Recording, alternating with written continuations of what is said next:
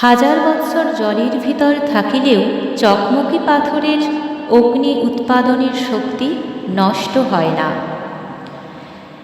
লৌহের সংঘাতে অগ্নিস্ফুলিঙ্গ নির্গত হয়।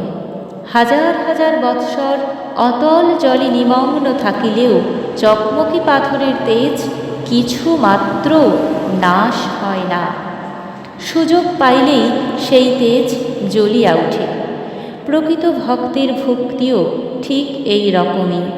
সংসারের মলিনতা তাহার স্থির ও অচঞ্চল ভক্তিকে কলুষিত বা ম্লান করিতে পারে না।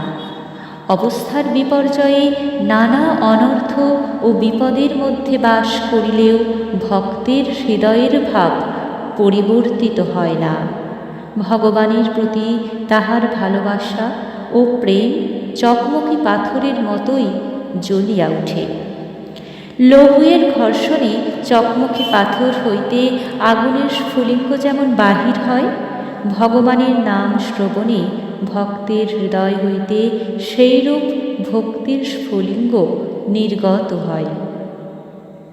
দুঃখ ও লোকনিন্দা ভক্তকে সহ্য করিতে হয়। কোষ্ঠী পাথরে যেমন সোনার পরীক্ষা হয়, তেমনি ভক্তের ক্লেশ সমূহ বাস্তবিক ক্লেশ নহে, শুধু পরীক্ষা মাত্র। সেই সকল পরীক্ষায় প্রকৃত ভক্তের ভক্তি জয়লাভ করিয়া থাকে।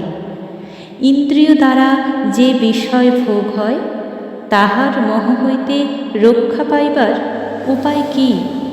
যখন অভ্যাস গুণে ভগবানের নিয়ত স্মরণ, মনন ও ধ্যান আনন্দের আস্বাদে প্রকৃতিগত হইয়া যায়, তখন ইন্দ্রিয়জ বিষয়ের মোহ হইতে মানুষ উদ্ধার পাইতে পারে।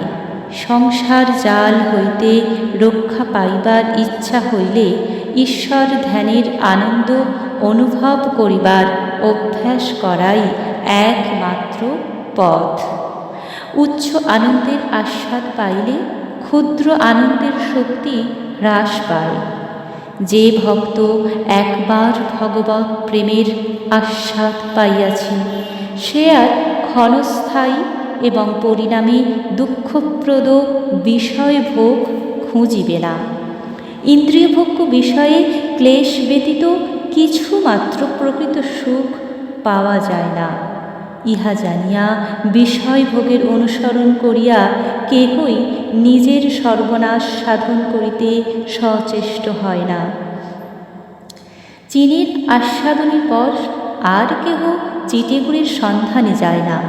বিস্তৃত রাজপথে প্রাসাদোপম অট্টালিকায় দুগ্ধ ফেন নিপসজ্জায় শুইবার পর কেহ অপরিষ্কৃত ও আবর্জনাময় সংকীর্ণ গলির মধ্যে নিম্নতলের মেঝেতে সহজে শুইতে চায় না। ঈশ্বরানন্দের সুধা পান করিবার পর সুরার জন্য কেহই ব্যাকুল হয় না।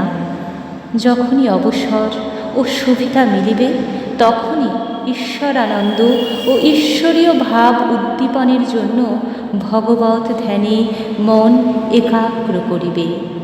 অভ্যাসে ইহা প্রকৃতিগত হয়। এইরূপ প্রকৃতিগত হইলেই আমরা জগতের সকল বিপদ হইতে রক্ষা পাইব। জগদম্বা নিয়ত তোমার কাছেই আছেন, এই দৃঢ় বিশ্বাস মনে রাখিবে।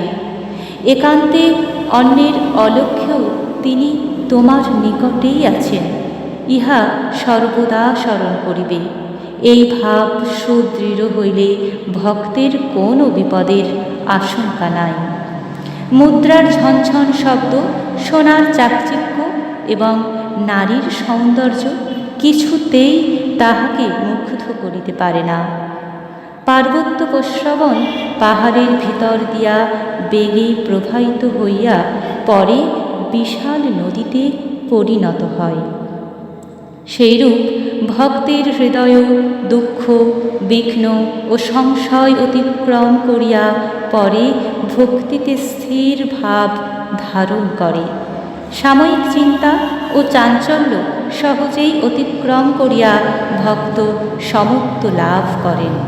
ভক্তের হৃদয়ের ক্ষোভ ক্ষণিক দুঃখের সৃষ্টি করিয়া থাকে, কিয়ৎক্ষণ পরে পূর্বের মতোই ভক্তির ভাব ও আনন্দ আসিয়া উপস্থিত হয়। দুঃখ ও দুশ্চিন্তা কোথায় দূরে পালাইয়া যায়। ভক্ত ভগবানের শিশু সন্তান, চোখের জলই ভক্তের বল। হরিনাম শুনিবা মাত্র যাহার রোমাঞ্চ ও অশ্রুপাত হয়, তিনিই ভক্ত। এই লক্ষণ দেখিলেই বুঝিতে পারা যায় যে এই জন্মই তাহার শেষ জন্ম, মোক্ষ লাভ তাহার অতি নিকটবর্তী।